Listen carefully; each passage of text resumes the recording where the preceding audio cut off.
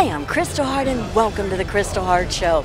We are at the Hulu Theater at Madison Square Garden, where after 10 rounds of boxing, Amanda, the real deal Serrano, was victorious over Erica Cruz by 10th round unanimous decision and is now the new undisputed featherweight champion of the world. And in the co-main event, Alycia Baumgardner defeated Elham Makhaled by 10th round unanimous decision to become the Super Featherweight champion of the world.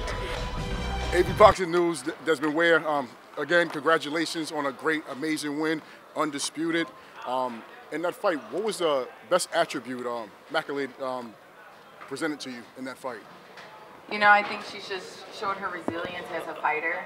I think this was the perfect fight for my undisputed match, just because she kept coming forward and she wanted the fight just as much, and that I had to dig deep for that.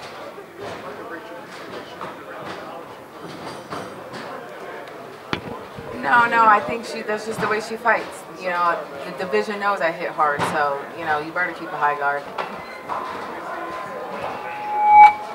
You know, I won't know until I fight, and it kind of hit me in the little later rounds. And but again, you can't beat me on my worst day, and I think that just shows how strong a woman is, and we push through and we get the job done.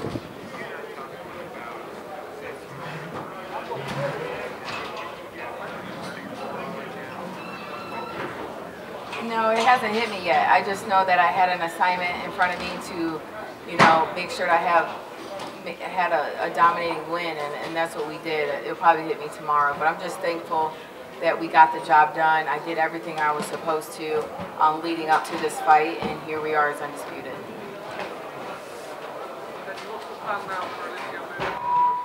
Well, I'd love to take her to Detroit. I think, you know, she deserves a homecoming fight. Choi is supposed to fight Alycia Baumgardner. I don't think she will in a million years. So, you know, we can either look at a defence for undisputed, or at the same time, she wants to fight Katie Taylor. You know, we also have Chantel Cameron undisputed at 140. Huge nights ahead for Alycia. Well, she was, but she turned down several fights, and obviously this fight as well. And thank you to the WBA as well for, you know, keeping the belts active and making sure that we could crown an undisputed champion. Alycia, Hardcore Boxing News, how you doing? Great. Congratulations. Thank you. Would you consider this fight tougher than your last fight? I would say so. I would agree that this was a tougher fight in the sense of, you know, having Makhaled, who was wanting the fight. You know when a fighter wants it, and she just kept coming and coming, and I love that. And again, like I mentioned, I had to dig deep to get this win, and she just, you know, after knocking her down, she got right back up, and it was great though. I wouldn't want anybody else for this undisputed fight. So it showed me as a fighter what I need to work on. I'm always improving, and I want to improve, and I can't wait to get back in the gym. It looked like you had fun. Yeah, and that's the number one thing. You gotta have fun with this. Alycia, can you just speak just what's the feeling like being in New York, a night like this, big boxing night for women's boxing? How does it feel? And just let me know things that you've been learning from Tony for champion yourself. Yeah, the feeling to be here in New York has been great. You obviously seen that women can sell out a show. We put on great performances. To be back here in the States after being in the UK, which I love being in the UK, I love my UK fans. It's just great to just show America and the people who are able to come here, see me perform, and just feel the energy and the love. This is building the sport of women's boxing. Many women are doing their thing, and it's just nice to highlight different stories, and just mine included, and I'm just thankful. And again, having Tony here sitting in my corner as a fighter, as a former world champion, he knows what it takes to dig deep, and I just have a good ear to listen, and we get the job done.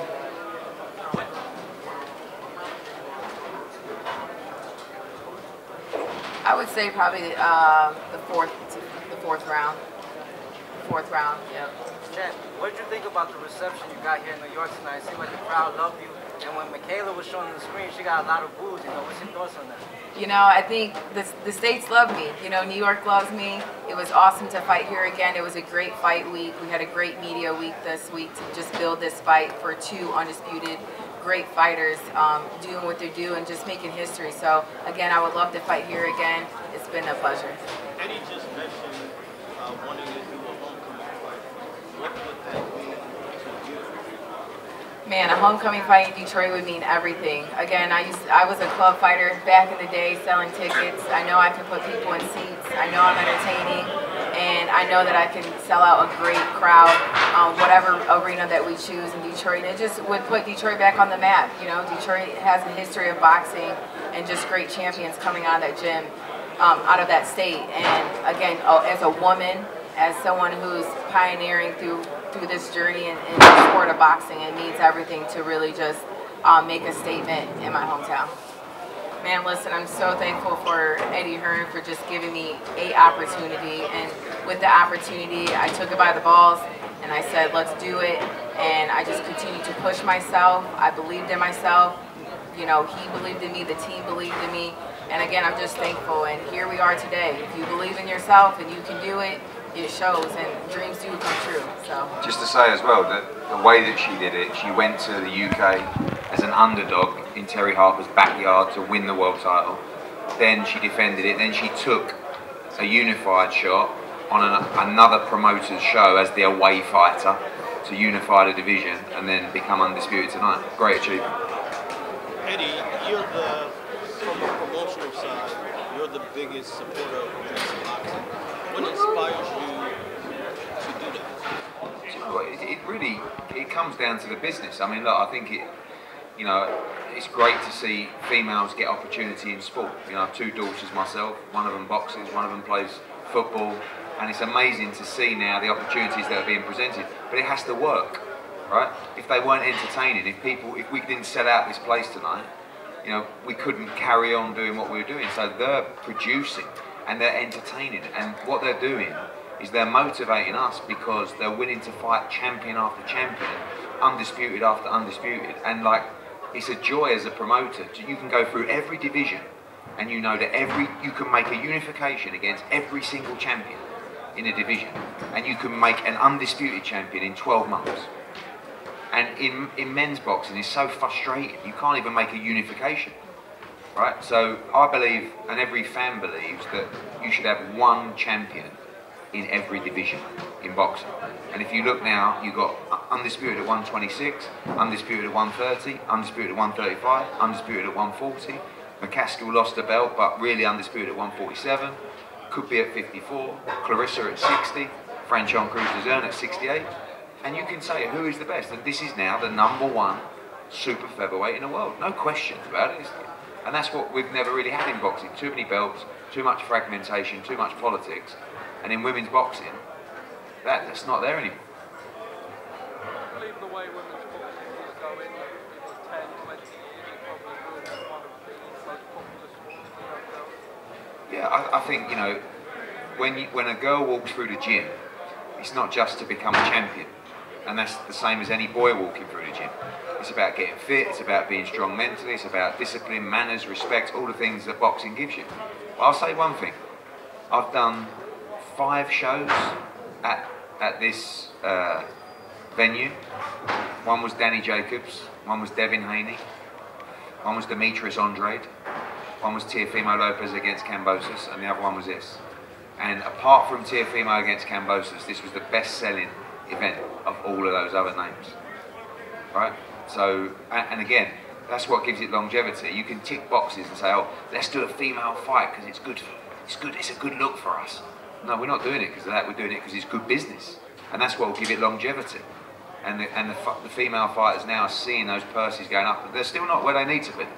But there's no excuse now why they shouldn't be because of the revenue being driven and the viewership of the events. Probably, and now all the other promoters will come in and agents and try and steal and rob fighters and do what they do. But I think the era that you're seeing now are safe to go on and you know, Alicia's changed her life in 12 months, but it's just the beginning. She's only young. She's just really coming into her prime now.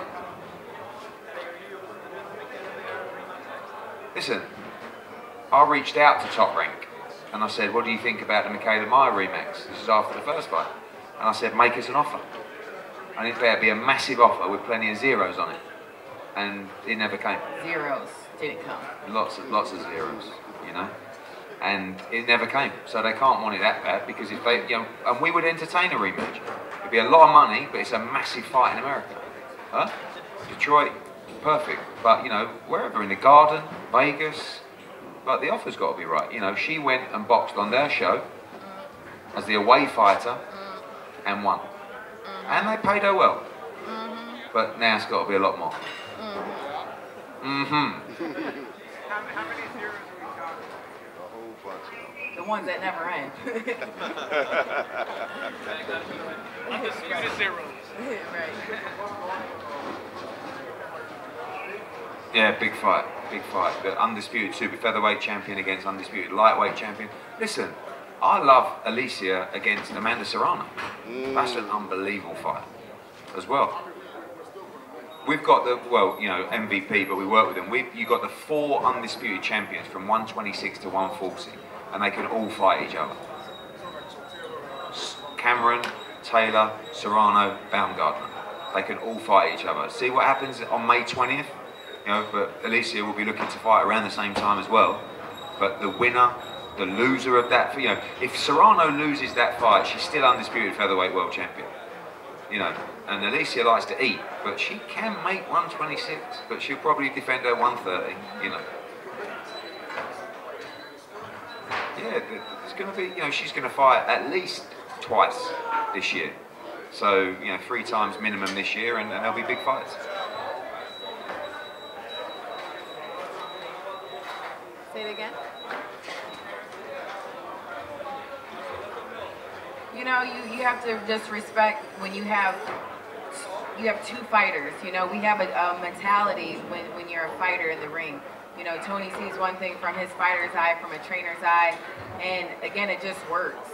And when it works in the corner, that's all that matters. And when it flows, it goes, and here we are. You know, I've been boxing since the age of 8, and I've been with, you know, great trainers. I've been able to take a lot from each trainer and just build myself as a fighter. I'm a natural born athlete. I love learning and growing, and you'll see just an improved fighter every time I step in the ring. So, again, like Eddie said, I'm really stepping into my prime. I'll be 29 this year, and you know, you'll just see more and more. Fair to say that this is the golden era of women boxing? Absolutely. Y'all got to capitalize on this movement. This is a movement, like I've been preaching for just women's sports, and boxing has just elevated that in the sport of boxing. So it's great. Alycia, you guys each separately did an assessment of performance tonight? Yeah, I would say I gave myself an 8 out of 10 today. You know, I have to go back and watch it. I know the things I have to work on, and again, I'm always trying to improve. So 8 out of 10. Definitely need to know what I got. I know what I got to do next time, but that's the sport of boxing. This is what I love, and I love learning. I thought she was great, and I thought there was a lot of pressure because she was just expected to win tonight, and that was what I was worried about in camp. Was like she just, you know, Brian would say, oh, she's a bit confident, you know, she thinks she's just going to walk through this girl, and when you're thinking about other things, sometimes they're the most dangerous fighters. 3 more questions. Last question, guys, if there's one more. Alycia, you said that you go up to 48. What do you feel like your true range is? Katie generally says 5. Honestly, I like 130 to 140.